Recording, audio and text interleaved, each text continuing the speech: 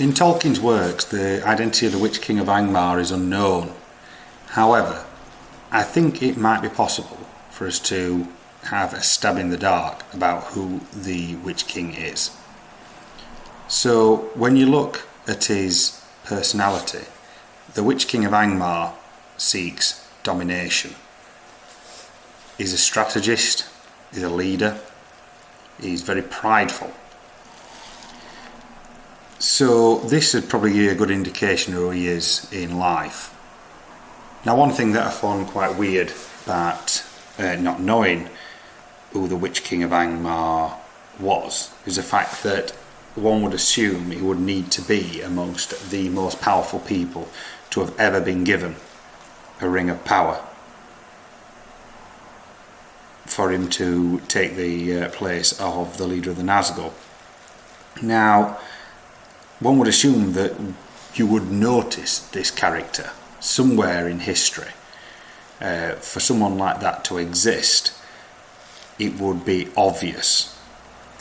And when you look back through Middle-earth's history, there is one leading contender of who it could be, the greatest human servant of Sauron, and that is Ar-Pharazôn the Golden. Now, in the lore, Sauron surrenders to Ar-Pharazôn and over the course of years begins to corrupt him.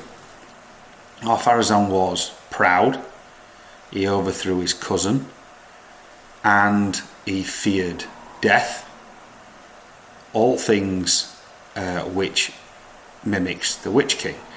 Now, it isn't hard to think that Sauron would have offered Ar-Pharazôn perhaps a trinket. I mean, the rings of power are there and meant to corrupt the wielders or the owners or the wearers to Sauron's service. Now, what did Ar-Pharazôn do? He began to worship Melkor. He took Sauron as an advisor and began to listen to him. All things you'd expect of one that's been corrupted. Now, in the background of the lore, the fall of Númenor indicates that Ar-Pharazôn was buried along with his army while trying to invade the Undying Lands, or Valinor.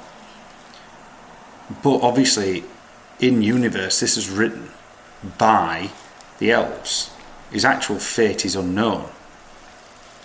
So there's no proof or no concrete story on what became of him.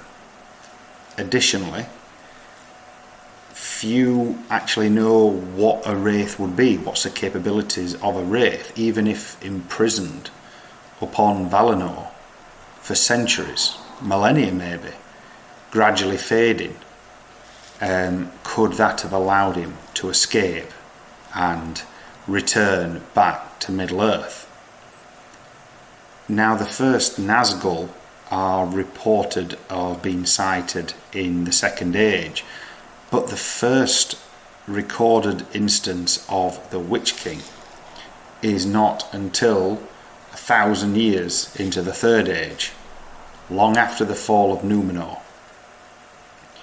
So that could have provided a long time for Ar-Pharazôn, or what was once Ar-Pharazôn, to return to Sauron's service. And one would assume that as Númenor, his greatest human opponents, that the king of Númenor would be the prize, his greatest achievement in corrupting men. So would become the leader of the Nazgul. Now, add to this, there's also thematic elements. The Witch King, as leader of the Nazgul, isn't the one that Sauron trusts with Dol Guldur. He instead sends the Witch King to destroy Arnor, to lead a nation, just as obviously he led Númenor. And poetically, he's leading Sauron's attack against the kingdoms in exile. the faithful, who he would have viewed as traitors. So assumedly he would keep his personality and be very driven to see these realms destroyed. So you have a thematic element there. You also have, as mentioned, personality similarities between them, being prideful. Finally, you also have the thematic element of his demise. So he was defeated by a woman. He overthrew his cousin. He was defeated by a hobbit, a prideful man, the greatest of all kings, defeated by a humble hobbit.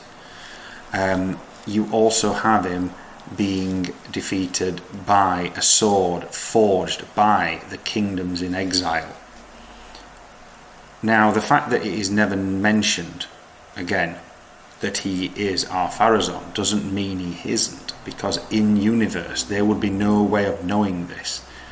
As far as the elves and men are concerned in the Third Age, Ar-Pharazôn's fate was on Valinor, or was in the ocean. It was long decided.